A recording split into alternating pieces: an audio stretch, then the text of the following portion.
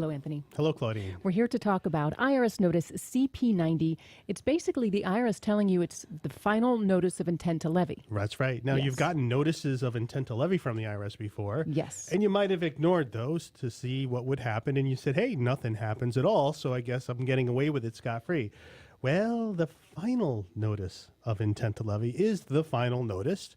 Once this goes through, and 30 days go from the date of notice, now the IRS is free to go after your wages, your bank accounts.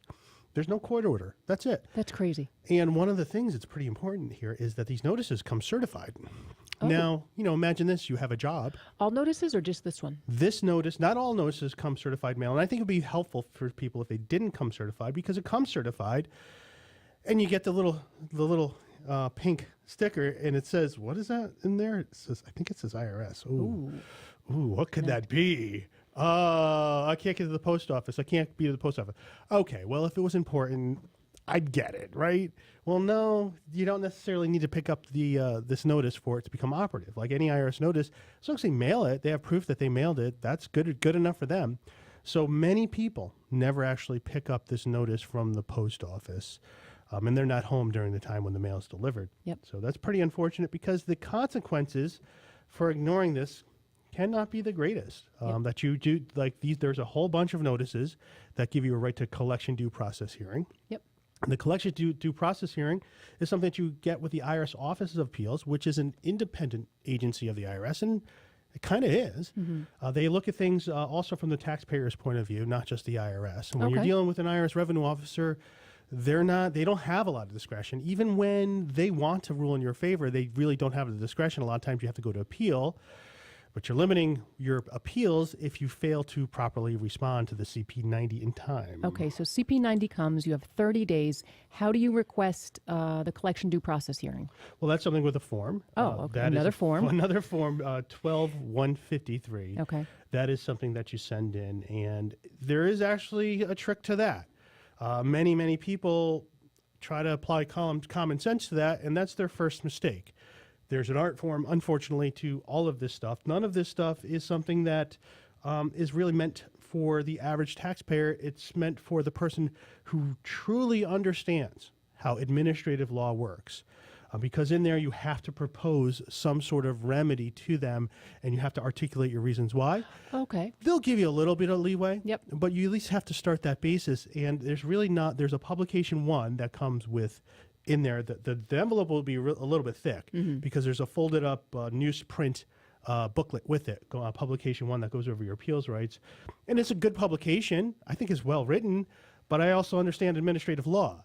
So I don't know how good it is for the average taxpayer to if help it's them anything out. like irs.gov, some of those publications are mind-numbing. You read a few paragraphs and you're like, what did I just read? Right, and all this stuff always makes sense to us. It always makes sense to us. It's that it's not given in a language that someone needs to understand. Exactly. Here, this notice CP90 is one you need to take action on, unlike the other ones, which really were more bark than bite. So at this point, can you get into payment programs offering compromise installment agreement, or is it too late? Or No, you can absolutely get in. You can absolutely get into one. And even if and let's just say that this is a CP90 you got for tax year 2015, and you had previous ones you never picked up, you can include all years, even on years you blew that time period on.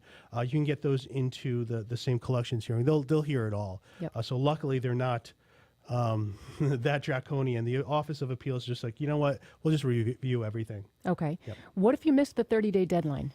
Well, you do have an option, and it's a pretty good option. Okay. You're able to, there's something in IRS speak, it's called an equivalency hearing. Equivalent to a collection due process hearing. Okay. And the only difference with that one, you get that for a year after the date of the notice. You can get that. The difference is that you're not allowed to go to tax court with that. Okay, so with the first one, the collection due process, you can go to tax court. Right. Equivalency hearing, you cannot. Yeah, and so it can come into play, because one of the things when you're in appeals is, and you're proposing something and you have everything in order and it's reasonable, and somebody's not being reasonable on the other side, you always can threaten tax court litigation. And then the IRS appeals officer has to look at, well, what are the threats of litigation? What are the litigation hazards? Well, in an equivalency hearing, they know there's none. Okay. That's the difference. So if you are able to get to a collection due process hearing, that's better than an equivalency hearing.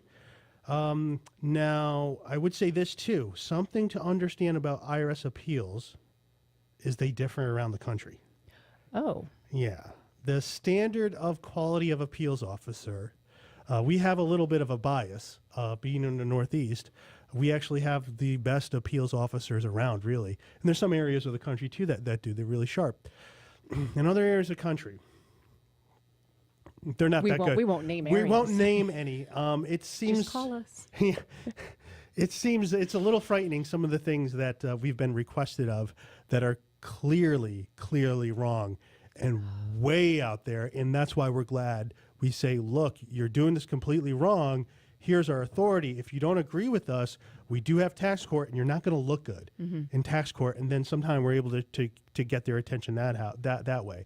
So there are, I think it depends. They only can promote who's there. And if you're starting with a talent pool that's not the strongest, who's really there to promote? And in the Northeast, New York, Connecticut, New Jersey, Washington, you have some really talented people who would have options in the private sector of some rather prestigious jobs. So if you get an appeals officer and they tell you absolutely have to do something, it may not be 100% it may not be accurate. true, yeah. And that's the issue is the taxpayer's never going to know unless you do this all the time. You're never going to know if the appeals officer is being unreasonable, or maybe you just don't understand what they're saying. Got it. Okay. Well, if you need help, if you've received a CP90, any of these other notices, you're working with an appeals officer and you're not sure if what they're telling you is correct, don't hesitate to contact us.